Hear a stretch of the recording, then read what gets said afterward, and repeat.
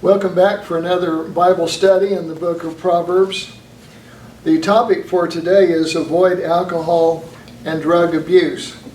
Now Solomon knew what he was talking about because in the book of Ecclesiastes we find that Solomon tried all kinds of different things to find happiness, to find meaningless in life. And in Ecclesiastes chapter 2, he says, I tried cheering myself with wine. But then later on in Ecclesiastes in verse 11, he says, yet when I surveyed everything, he said, everything was meaningless, a chasing after the wind, nothing was gained under the sun. So Solomon tried wine, he tried alcohol, and it didn't really satisfy him. So let's look at some verses in the book of Proverbs to see what the wise man Solomon has to say about this. In Proverbs chapter 20, verse 1, he says, wine is a mocker, beer is a brawler, and whoever staggers because of them is not wise. So it talks about wine being a mocker and beer a brawler. Now wine was made out of things like grapes, and beer was made out of wheat or barley, and the alcohol content in those was maybe 10 to 15%. And back then they did not have any way to distill this, and so 10 or 15% alcohol was the limit. Now today, for example, vodka has 40% of alcohol. But he talks about this being a mocker and a brawler, and whoever staggers because of this is not wise. If you know the story about mutiny on the Bounty, a British ship led by Captain Bligh went to the South Pacific, and Captain Bligh was a terrible taskmaster. He was very cruel, he was very mean to his crew, and so his crew mutinied, and they replaced him. They took over the ship. And the crew knew that they could not go back to England. If they did, they knew they'd be hung. And they knew that British warships would soon be out looking for them. And so they decided to find a place where they could live out the rest of their lives. And they went to some of the Polynesian islands, and each one of the Englishmen took a Polynesian woman for his wife. And they also took some Polynesian men and their wives. And they looked around and they found an island that was off the chart. They called it Pitcairn's Island. It was an unknown island, and they felt that they would be safe from British pursuit there. So they landed. It was an uninhabited island. It had resources, and everything looked like it was going to be fine. Until one of the men built a still, and they started drinking. And what the alcohol did was turn what started out to be a paradise into a living hell. And the men began to fight, they began to kill each other. And finally, of all the men, there was only one Englishman left. And he took the still and threw it over a cliff into the ocean, got rid of it. But that sort of shows what alcohol did in that particular instance. In chapter 23, verse 19, he says, listen, my son, and be wise. Keep your mind on the right course. It's important to stay on the right course. There's a book in the library called Death in the Grand Canyon, and it talks about hikers who hike down in the Grand Canyon and they get off the trail and they die. And just a couple of years ago or so, my son and his family was here for Thanksgiving. And the day after Thanksgiving, I took them to Painted Grotto in Slaughter Canyon, West Slaughter Canyon. And we had a good trip. We went and found the grotto and took pictures and so on.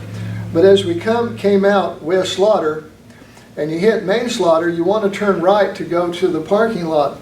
But one of my grandsons had got way ahead, and I noticed he was fixing to turn left up Slaughter. Well, I got his attention and got him headed the right way. But that could have been disastrous because this was the day after Thanksgiving. It was a little after 4:30 in the afternoon. It got dark at 5, plus about 5 o'clock it started raining. And if he had turned left up Slaughter Canyon, no telling what would have happened. So it's important to stay on the right course. And in verse 20 of chapter 23, he says, "Don't associate with those who drink too much wine or with those who gorge themselves on meat." And in 1 Corinthians chapter 5, which we'll read in a little bit, it says if we have a brother who's a drunkard, we're not to eat with them. And so it says to stay away from those who drink too much or gorge themselves on meat. People who can't control themselves as far as eating and drinking, they have problems controlling other things. And in Deuteronomy chapter 21:18, it says that if a person has a son who is a drunkard and irresponsible, that is reason to stone the son. And then verse 21 says, "For the drunkard and the glutton will become poor, and grogginess will clothe them in rags." Now we probably all know instances where somebody has a business and they turn to alcohol, they become an alcoholic, and they run the business in the ground. Back in the late 1800s, there was a cowboy by the name of Will James. And Will James had a talent for drawing. And he started drawing pictures, and then he started writing books and illustrating them. His books sold very well. And in Montana today, there's a Will James Society. Excellent artist. He's every bit as good as Frederick Remington or Charlie Russell. And he became very popular, became famous. He made a lot of money. He bought his own ranch. Everything was going great for him except he was an alcoholic. And that ruined his life, and that also shortened his life. Now, the first time we read about alcohol in the Bible is in Genesis chapter 9, verse 20, where Noah planted a vineyard. It says, "When he drank some of its wine, he became drunk and lay uncovered inside his tent." And then the next place in the Bible that we read about wine has to do with Lot and his two daughters. After Sodom and Gomorrah were destroyed, Lot and his two daughters were living in a cave. They got their father drunk and they got pregnant off their father. And if he hadn't been drunk, I don't think that would have happened. And then in Leviticus chapter 10, we read where Nadab and Abihu were struck dead before the Lord. And right after that, then in Leviticus 10 and verse 9, God told Aaron, "You and your sons are not to drink wine or other fermented drink when you go into the tent of meeting, or you will die." And many feel that Nadab and Abihu, one of their problems was they were drunk when they appeared before the Lord. It's why they lost their life. And then Isaiah chapter 5 verse 11 says, "Woe to those who rise early in the morning to run after their drinks, who stay up late at night till they are inflamed with wine. Woe to those who are heroes at drinking wine and champions at mixing drink." Now, in the Old Testament, we read many passages about wine, and some of them are negative, but a lot of them are positive. Wine was widely used in the Old Testament. In Genesis chapter 27:28, this is where Isaac is blessing Jacob, and God says, "May God give you of heaven's dew and of earth's richness and abundance of rain and new wine." And in Exodus 29 and 40, we read that in the tabernacle, every day wine was offered as a drink offering on the altar, along with 2 lambs and fine flour and olive oil. And then in Proverbs 3 verse 9 it says, "Honor the Lord with your wealth, with the first fruits of all your crops. Then your barns will be filled to overflowing, and your vats will brim over with new wine." So this wine was a blessing from God. And so we ask, what is new wine? Well, some people say that new wine was not alcoholic. But in Acts chapter 2 verse 13, remember, this is on the day of Pentecost when the apostles began to speak in tongues. And some of the men in the crowd said, "These fellas are drunk from drinking new wine." So evidently you could get drunk off of the new wine. And I've heard some people say that the wine in the New Testament was grape juice. Didn't have alcohol in it. Well, Luke 10 and verse 34, the Good Samaritan, he poured wine in the man's wounds. I don't think he poured grape juice in the man's wounds. And we read that Jesus turned water into wine. And in Luke 7 and 33, evidently Jesus drank wine. And 1 Timothy 5 and 23, Paul told Timothy to take a little wine for his stomach. And wine could be used for medicinal purposes. I was talking with somebody the other day, and they said that from time to time they have a problem with their esophagus. You know, you chew up food and you swallow it, goes down your esophagus, and there's a muscle between the esophagus and your stomach. And the muscle opens and the food goes into your stomach. Well, he said, occasionally that closes and won't open. And I had that happen myself one time, and it's very painful. Well, he said he found that if he'll take a drink of 80 proof alcohol, it will fix the problem. So maybe alcohol does have a use for medicinal purposes. In Bible times, a lot of times water was not safe. You know, Jacob's well was about 90 feet deep, and if a rat or some other animal fell into it, the people they didn't have flashlights, they couldn't look down and see what was there. And some people feel that the people mixed water with wine. The alcohol in wine would kind of purify the water. In 1 Timothy chapter 3 and verse 3, where it gives qualifications for overseers, it says, not given to much wine. Now, in the Bible, drunkenness, though, is absolutely condemned. In 1 Corinthians 5 and verse 11, it says, but now I'm writing you that you must not associate with anyone who calls himself a brother, but is sexually immoral or greedy, an idolater, a slanderer, a drunkard, or a swindler. With such a man, don't even eat. And 1 Corinthians 6 and 9 says, do you not know that the wicked will not inherit the kingdom of God? And one of the wicked things that it mentions is drunkards, and says they will not inherit the kingdom. So the New Testament is very clear in condemning drunkenness. But what does the Bible say about moderate use of alcohol today? Well, it does not condemn social drinking. It does not condemn alcohol in moderation. And in Galatians 5 and verse 13, we read that we are free in Christ. And someone would say, well, I'm free in Christ. I have a right to moderately drink alcohol. But here in Galatians 5 and 13, it goes on to say, you were called to be free, but do not use your freedom to indulge the sinful nature, rather serve one another in love. And we've talked about in past weeks, asked the question, who's on the throne of our heart? Is it self or is it Jesus Christ? And if we make a decision to drink alcoholic beverages, let's be sure that Jesus Christ is on the throne of our heart instead of self. Philippians 1 and verse 10 says that we should discern what is best and make the right decisions. Romans chapter 14, I think, has a whole lot that would apply to the issue of social drinking today. Romans chapter 14 talks about disputable matters, about things that the Bible really hasn't spoken clearly on. And the issue in Romans 14 had to do with meat sacrificed to idols. In Acts chapter 15, at the Jerusalem conference, a command was set down that Gentiles should not eat meat sacrificed to idols. That was a clear command. Don't eat meat sacrificed to idols.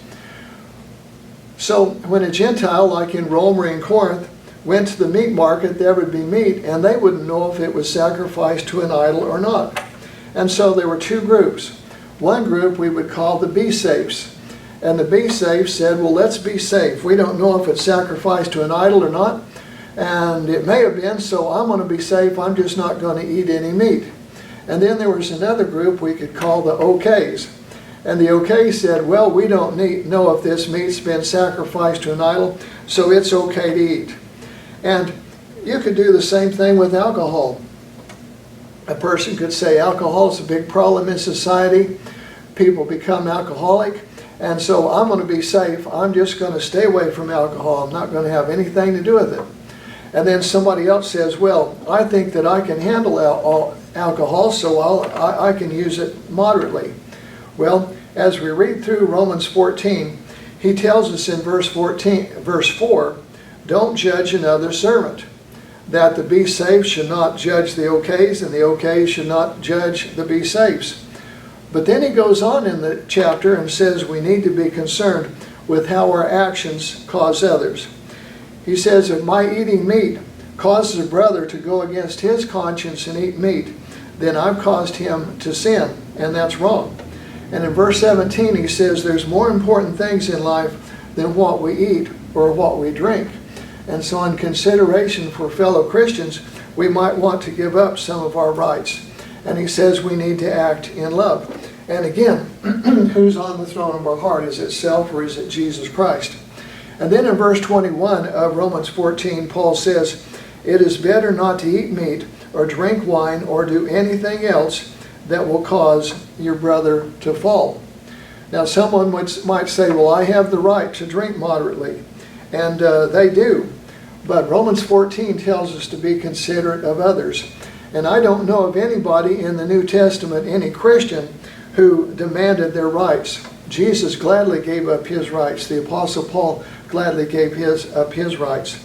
And so in the decision to whether or not to drink, let's look at the effect that alcohol has on our society. Now these facts that I'm giving are not new facts, they're several years old. But the Center for Disease Control says that approximately 80,000 Americans die a year from alcohol consumption. At the end of our property there's a mobile home park. And there was a couple that we would see from time to time. And then we didn't see the wife for several days, and we asked the husband about it. And he said, well, she died from sclerosis of the liver. Evidently she drank herself to death. And this poor fellow, about every time I see him, he's got a cigarette in one hand and a can of beer in the other. And according to statistics, alcohol-related problems cost the U.S. economy $223 billion a year. According to statistics, drunk drivers are responsible for 1/3 of all traffic accidents, and drunk drivers cause 10,000 people a year to die. And I still have scars on my face from when I was 4 or 5 years old. I was riding in a car with my parents, and a drunk driver crossed the center line and hit our car head on, and I still have scars on my face from that. According to statistics, over 17 million Americans suffer from alcohol abuse or dependence.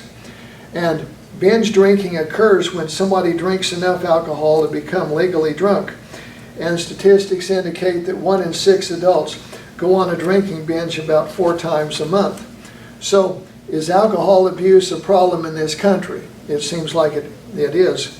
And 100 years ago, the consumption of alcohol was, or the sale of alcohol, was prohibited by a constitutional amendment. And when the town of Eddy, which is now Carlsbad, when it was started, the sale of alcohol was illegal. But people wanted alcohol, and you know, we can pass laws, but laws really can't enforce morality. What we really need more than laws is Jesus on the throne of our hearts. We need self-control and responsibility and the indwelling and leading of the Holy Spirit. So how does our society look on drinking alcohol? Well, its views are mixed. When I was in the schools, we had the DARE program. The DARE program was sponsored by the police department, not sponsored by some church. And the idea with the DARE program was to say no to alcohol, illegal drugs, and tobacco. Now today we're inundated with advertisements and beer and whiskey advertisements, and the idea is you can't have fun without beer or whiskey. And one of the stupidest ads I've ever seen, it shows some mountain climbers climbing to the top of a mountain, and they're not just walking up a gradual incline, they're doing some hand over hand rock climbing. And what do? They get to the top of the mountain and immediately pull out a bottle of whiskey. Now that's absolutely crazy. It's a lot harder to go down a mountain like that than it is to go up. And the first people that climbed the Matterhorn, they made it fine, but coming down, several of them fell to their deaths. And on Mount Everest, most of the people that died there have died coming down. So going up to the top of a mountain and then pulling out whiskey is pretty stupid, but that's what the advertisement has. Some people can control their alcohol consumption and some can't. How do I know if I can control it or not? Well, if I never start, I'll never have to find out.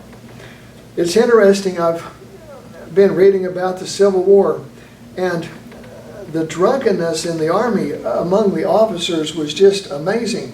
You probably heard about the Petersburg Mine. When General Grant had General Lee's army pinned down at Petersburg, they resorted to trench warfare. And some of the northern soldiers were miners before the war, and they said, hey, we'll just dig a tunnel under the Confederate trench and so on, and we'll blow it up. And then there's no, we can just go in and win. And so General Grant gave his permission. And they dug the tunnel and they blew up the Confederate line. But the Union officer who was going to lead the attack, he was drunk out of his gourd. And so the attack turned out to be a big fiasco. Colonel Dudley of Lincoln County war fame, it said, in the morning he was a whiskey barrel, and in the evening he was a barrel full of whiskey. And it's just amazing how many of those officers were just absolute drunks. General Grant had a problem with alcohol. Whenever his wife was with him, and she was an amazing woman, whenever she was around, he didn't have a problem with drinking. And he had General Rawlins on his staff, and when General Rawlins was around, Grant didn't have any problem because Rawlins watched him like a hawk. But at other times, if Grant ever took one drink, he couldn't stop. And Grant knew that. And most of the time he avoided alcohol, but if he ever slipped up and took a drink, he could not stop. And another thing we might think about is, what kind of witness do we want to demonstrate to the world? What kind of an example? A long time ago, when we first moved to Carlsbad, I worked at one of the potash mines, and some of the guys, we'd sit around and we'd talk about religion and so on. And I mentioned to them the church I went to. And one of the fellows said, well, isn't that where so-and-so goes? And I says, yes, that is. And he said, well, he went to a family reunion and he got drunk and then he wanted to fight everybody. Well, that sure didn't make the church I was attending sound very good. And having students and having gone through the DARE program with them, I wouldn't want them to see me in Walmart or any place else with a bottle of whiskey or a pack of beer in my cart. And if I feel that way about it, then I just absolutely should not do it. Well, let's look at some more verses out of Proverbs. In Proverbs chapter 23, verse 29, it says, who has woe? Who has sorrow? Who has conflicts? Who has complaints? Who has wounds for no reason? Who has red eyes? Those who linger over wine, those who go looking for mixed wine. So it talks about woe, sorrow, conflicts, complaints, wounds, red eyes. And in verse 30 he talks about those go looking for mixed wine. Evidently wine from grapes in one soil differed from grapes in another soil, and so sometimes they would drink the different kinds of wine and then they would mix it and maybe put some spices in it. And of course each time you did that you'd have to taste it. And eventually the person would have the woe and the sorrow and the so on. And then in chapter 23, verse 31, don't gaze at wine because it's red. When it gleams in the cup, it goes down smoothly. I had a very good friend who had a liquor cabinet, and he drank moderately, but his son turned out to be an alcoholic. And when I lived in Phoenix, I did a lot of work for a man, a fine, wonderful man. Very wealthy man, lived in Scottsdale, had a beautiful house and several acres, and I spent a lot of Saturdays there doing work for him. And he told me many times, he said, well, I have a liquor cabinet, and I want my 8th grade daughter to see me take just one drink and leave it at there. But I noticed that this person, practically all day long, when I saw him, he would have a drink in his hand. And so I wonder, he thought he could control it, but I wonder if it ended up controlling him. And not too many years after we moved to Carlsbad, I heard that he had died. And he wasn't that old in person, so I don't know if alcohol was involved with that or not. And verse 32 says, in the end it bites like a snake and stings like a viper. Now we've all heard the snake story, I think, but I'm going to tell it again real quick. A man's walking in the hills on a real cold day and he sees a rattlesnake, and the rattlesnake is freezing to death. And the rattlesnake says, oh, please, sir, pick me up, take me home, warm me up, and I'll be your friend for life. So the man does that. The man takes the rattlesnake home, takes care of him, warms him up, and as soon as the rattlesnake is warm, the rattlesnake strikes and bites the man. And the man says, "Oh, why did you do that? I was nice to you, and now you've bit me, and I will probably die from the poison." And the snake said, "You knew what I was when you picked me up." And you know, if we go to drinking, if we go to use alcohol, we know what it is when we pick it up. And it may, in the end, bite us just like a snake. And then verse 33 says, "Your eyes will see strange things, and you will say absurd things." And verse 34, "You'll be like someone sleeping out at sea, lying down on the top of a ship's mast." And then verse 35, "They struck me, but I feel no pain. They beat me, but I didn't know it. When will I wake up? When I wake up, I will look for another drink." And then chapter 31 of Proverbs is an interesting chapter. The sayings of King Lemuel. And Proverbs chapter 31 says, "The sayings of King Lemuel, an oracle his mother taught him." Now, who's this King Lemuel? Well, you can look through the records of the kings of Israel and Judah, and you won't find a King Lemuel anywhere. Some people feel, and I think there's a good possibility, that this King Lemuel is Solomon, and the mother is Bathsheba. And these are things that Bathsheba is telling Solomon. And verse 2 says, "O my son, O son of my womb, O son of my vows, do not spend your strength on women, your vigor on those who ruin kings." And I think Bathsheba may have known what she was talking about, because she ruined David. Up until Bathsheba, it was David's victories, and after that, it was David's sorrows. But then in verse 4 she says, "It is not for kings, O Lemuel, it is not for kings to drink wine, nor for rulers to crave beer, lest they forget and drink and forget what the law decrees, and deprive all the oppressed of their rights." A while back I read Phil Robertson's book. Now, Phil Robertson is the patriarch of the, all of a sudden the name slips my mind, of the Duck Commanders. And in his book he talked about how he had a wife and several children, and he was a drunk. And he had a place that sold alcohol. He was very rough, very cruel to his family, and finally he drove his wife out. Told her and his sons just to get out, don't come back. And then after that, fortunately, he came to the Lord and gave his life to Jesus, put Jesus on the throne of his heart. He reformed, he got his family back. And you can look on YouTube, he has where he gives his testimony. It's a very strong testimony against alcohol and in favor of following Jesus. But here, King Lemuel is told not to drink wine, lest they get drunk and don't do their job. And then it goes on in verse 6, and it says, and see what you think about this, "Give beer to those who are perishing, wine to those who are in anguish. Let them drink and forget their poverty and remember their misery no more." I don't know if that's good advice or not, because a person can drink and maybe forget their problems, but when they get sober, they're still going to have their problems. But I think if we read on, we'll understand what these verses mean.